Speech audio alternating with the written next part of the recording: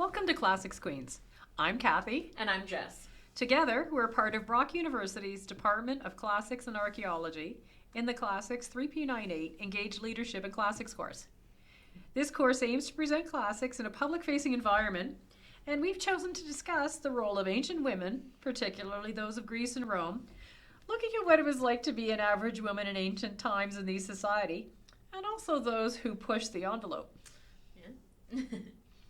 It'll be very fun. Yeah, so our mission statement for this kind of class is Ancient Woman Victoriously Shattering the Glass Ceiling. So we'll have 4 episodes, and we'll talk about women in politics, women in arts, women behaving badly, and this episode, that's just a general introduction. Yep. Today we're going to focus on the question, if you were a woman today, born into ancient Greece or Rome, what would your life look like? A little bit different, hopefully. Not so much, I think. So to begin with, we need to set the tone by saying that these cultures were highly urbanized societies, and they had a complex social structure, and the patriarchy was fully ingrained in every aspect of their social life. Not at all like today. No, not at all. And women traditionally, today a lot, and definitely within the past century anyway, they definitely had a role to play within the confines of the family, exhibiting pretty much their soft power behind the scenes in the family role of mothers and wives. Mm-hmm.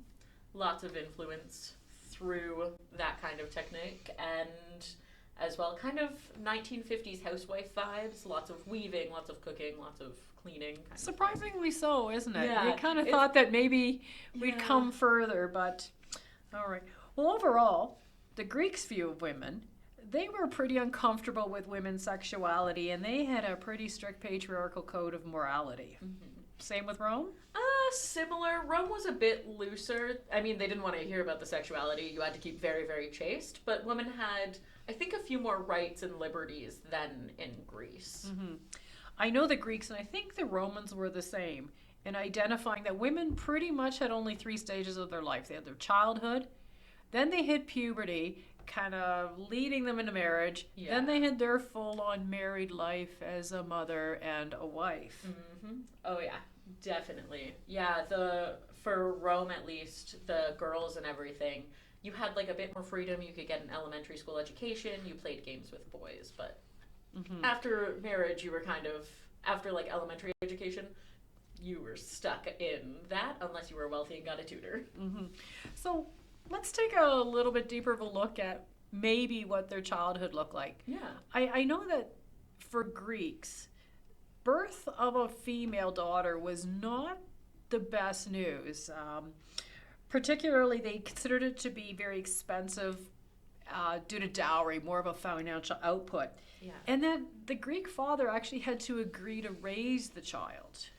That's different from Rome, actually, because Rome, if you had a girl or a boy, it didn't really, really matter to the father. I mean, yes, he had to say it was his, but there was a lot less of this issue of exposure, I believe, that the Greeks would do a lot more often. But the Romans, Greeks and Romans did expose. Yes. Oh, yes. Both exposed them.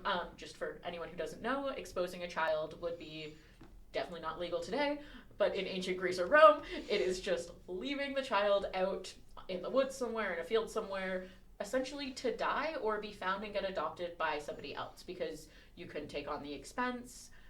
Unfortunately, they might have had a disability and people didn't know how to deal with it. Often exposed children were taken into slavery. Yeah. Oh, yes. Taken into slavery a lot as well. And so already not an auspicious start for our girls. Yeah. I mean, that is if you even made it into the world, miscarriages and... Yeah, child death was very, very, very high mortality, very high, right? yes. So, and I know that as the girls, as they were growing up, very much like we grew up, or at least myself being older than you, my jobs were around the house, domestic, inside. My brother's out mowing the lawn, I'm dusting the furniture.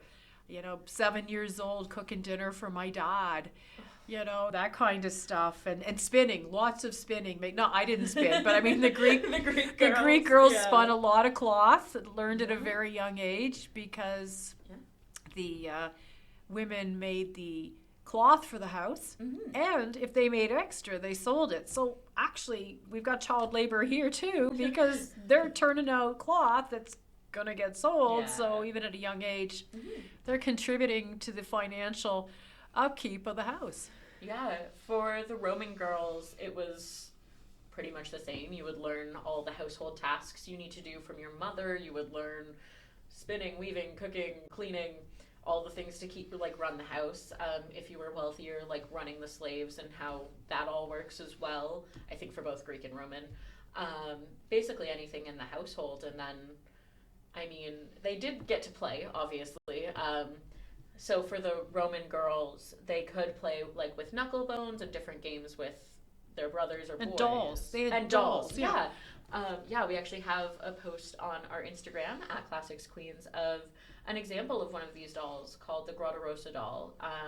So she was actually found in a young girl's tomb, and it's essentially their version of a Barbie doll, which I thought was really, really cool. So it's an ivory figure that shows what the ideal body type would be like, or how they thought women should look, and they would probably be used similar to the way we use dolls. You just play with dolls and you do whatever you want with it. You kind of I show guess, the things of the household. too, maybe baby dolls, Oh, teaching for them sure. how to take care of children or nurse Yeah. a child or something like that. And I know that they had a lot of toys that mimicked the tools growing up. Mhm. Like we would think easy bake ovens and things like Yeah. that. It's so we haven't really come too far on No, toys, it's it seems, a or lot of the very- bifurcation of sexes here.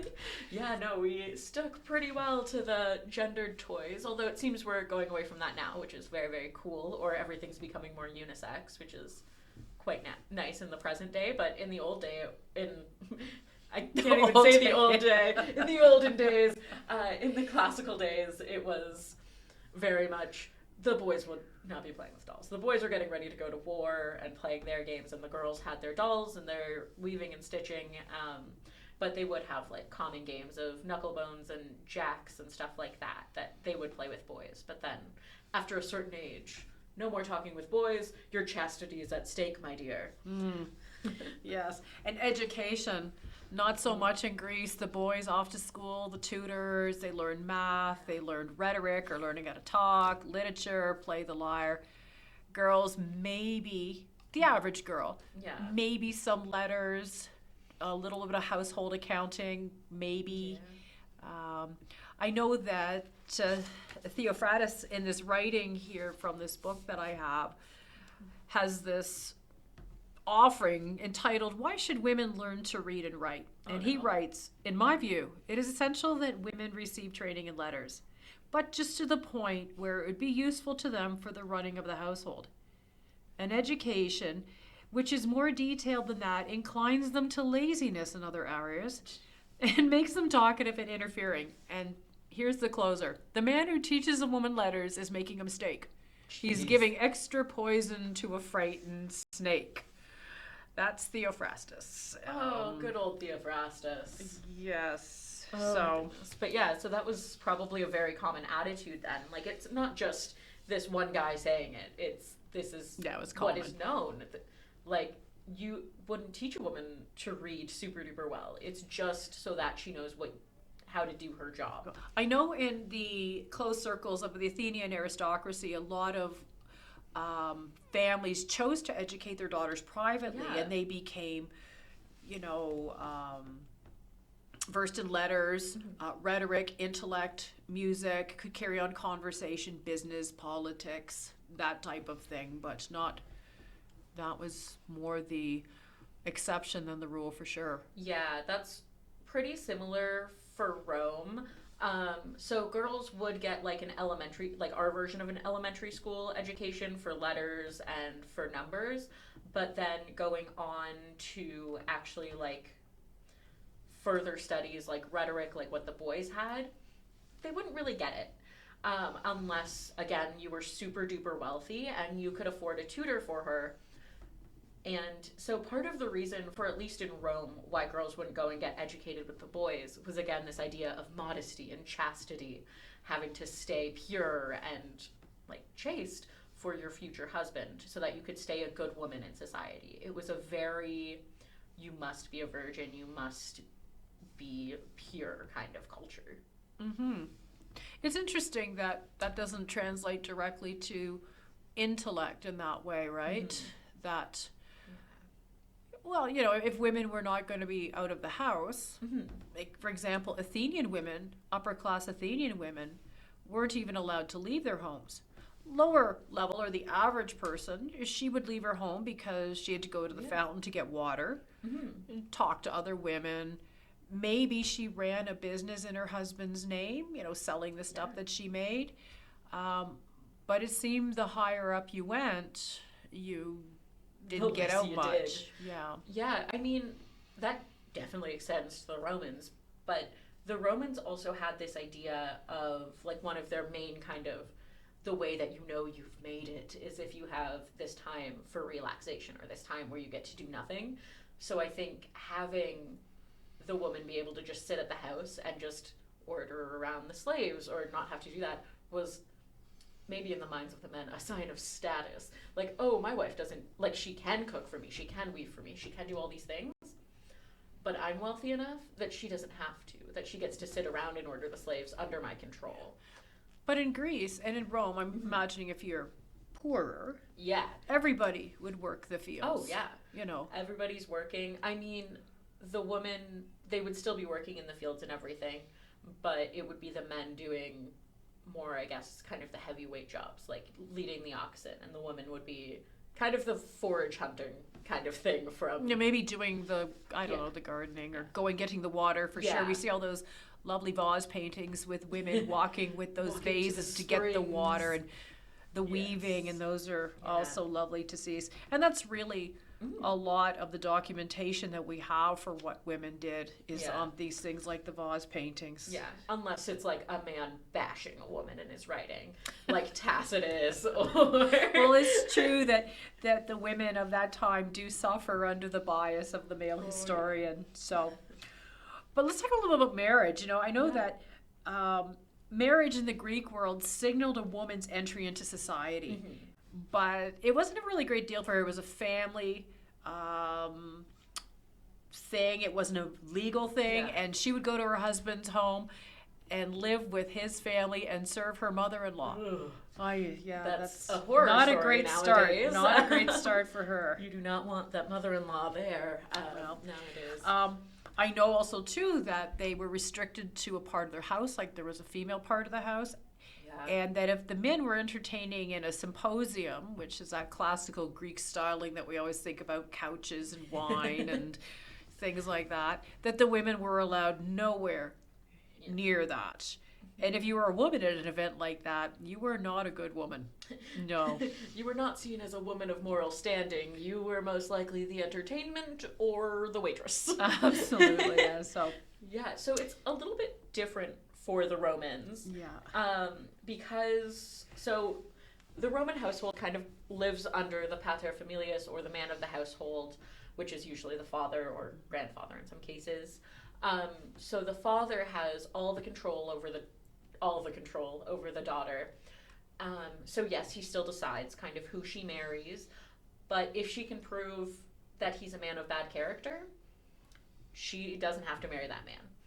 And she can also be married off in the kind of Republican times, which is what most people know of Rome, where they kind of get the Republic of Rome instead of like the kingships and everything else. Oh, of the Rome. the empire, yeah. So the Roman Empire, Republic times, Yeah. kind of the kings, Yeah. or not kings, the emperors. They did Yeah. not have kings.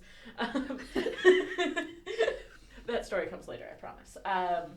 So they would be able to marry off their daughters, but the daughter could stay under her father's kind of control and keep all of her assets and everything under her father's control, so that should her and her husband get divorced or something happen with her husband, she keeps all of those assets. So it's kind of a marriage, a modern day marriage with a prenup, where you have very split assets and you each get to keep what you brought in.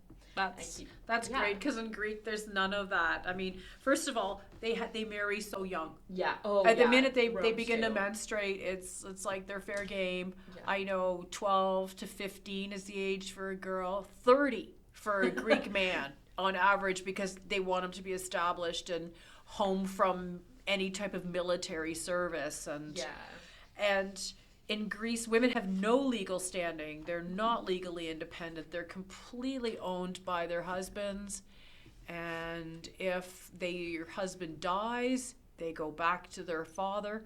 If he's not there, then they're under their son. Yeah, so for Rome, it's definitely different from that. Yes, women were a bit controlled, but they did have a good amount of freedom from marrying while staying under their father's control, because the father wasn't there to like be bearing over them and just staring over their shoulders, and the husband had no legal right to control his wife. That's so interesting, isn't it? It's like, okay, I have to listen to my dad. He doesn't live here. So I get to have a few more liberties and freedoms. And then in the Augustan period, so Augustan is the first recognized Roman emperor, he's the first emperor, he made a bunch of laws that if a woman had 3 children and her husband died, she could keep all of her freedoms. So she wasn't as controlled by her father or her husband anymore, and she was more her own person and could kind of... What a great idea, really. Yeah, such a good one. Yeah, children is interesting because that's the main purpose of them getting married. I mean, in Greece, if you didn't have children, that was the end of the world. If you were, I would say infertile, but again, we don't really know who was infertile. It was always blamed on the woman. Yeah. So if a woman didn't have a child, she could be put aside. Yeah. If she committed adultery, which is even worse because for the Greeks, everything was about chastity. Yeah. She would lose her money. Well, actually, she never had any money, but she would lose access to money. She would be kicked out of the house. She would lose her family and her children because the children belonged to the husband. Yeah. So for the Greeks, it's all about legitimate birth. You have to be chaste. They have to make sure that that's their offspring, and anything outside of that. So Rome is kind of the same, and you've got a pretty interesting tale to drive home this whole theme of chastity, don't you, Jess? Yeah, the theme of chastity was so important that for Roman myth and just Roman history kind of generally, there's this story called the Rape of Lucretia, and that kind of signifies their transition from the reign of kings into the republic, or the more common like empire of Rome and things like that, where basically what happens is the King Tarquin's son, he goes, after hearing about how great this woman is and how chaste she is and how much of a good woman she is, he goes and he rapes her. And so she sends for her husband's war party, and when, like, so her husband, her father, and the men that they were with, they come home, and she is there on the ground holding a knife. She's still alive at this point, and she tells them what happened, that she got raped and that she was assaulted. She did not want it, but that she knows that she is no longer a good woman and that she will not be accepted into this society. So she tells them to never let anything happen like this again, not with the kings, and she kills herself so that she can keep her good name. And the name of her family. Yeah. And the name of her family, so that she isn't ousted, so that she stays a chaste woman. So it was so important in this society that she stay chaste, that even when it was something she did not want, she could not control, that dignity was still taken from her, and she's no longer a member of that family unless she committed suicide. It's so interesting that being chaste was just as important to women as it was to men, like in Lucretia, that she valued it so much. Yeah. So I would like to add that, so after she did this, the men, her husband, her father, their party, everybody was so outraged that this good woman was raped and killed herself, that they did go and oust all of the kings. And so that was from my earlier little laugh about accidentally saying kings when I meant emperors, is the Romans never wanted kings again, because they never wanted things like that to happen again. They never wanted that kind of rule to happen again. Well, that seems like a good place to end our podcast today. We hope you've enjoyed it, and we hope you have a better understanding about the life of an ancient Greek and Roman woman. Jess, you want to talk a little bit about our next podcast? Yeah, so in January, we'll be releasing a podcast about women in the arts. So, ancient women like Sappho, and kind of comparing her to modern day Taylor Swift or Lizzo, just to kind of get the feel for what it was like for ancient women and any similarities and differences for the modern day. Well, that sounds really interesting. I'm interested to learn. I don't know anything about Sappho, so I've got some homework to do too. So thanks to everyone who listened to us, and special thanks to our supervisors, Professors Mike Carter and Nadine Brundrett of the Brock University Classics and Archaeology Department. Until next time.